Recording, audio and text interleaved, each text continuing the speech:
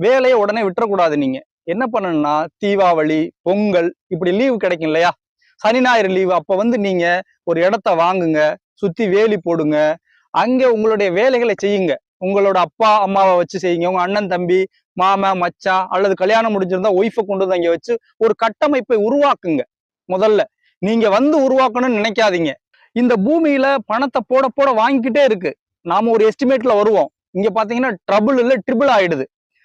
அதுக்கப்புறம் நமக்கு ஒரு விரக்தி வந்துடும். வேலையும் போச்சு, மாசம் மாசம் சம்பளம் வந்துட்டு இருந்தது, நம்ம இங்க இவ்வளவு கஷ்டப்படுறோமே அப்படின்ட்டு. அப்ப நீங்க முதல்ல தண்ணி இருக்கான்னு பாருங்க, போரை போடுங்க, கேணி தோண்டுங்க, அல்லது குட்டை வெட்டுங்க.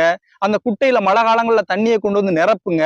அந்த தண்ணி 12 மாசமும் உங்களுக்கு சரியா வருதான்னு பாருங்க. அந்த நிலத்துல என்ன வரும்ன்றத கண்டுபிடிங்க. இதுக்கே ஒரு 3-4 வருஷம் ஆயிடும். அப்ப நீங்க வேலையை விடாம இளைஞர்கள்லாம் இந்த கட்டமைப்பை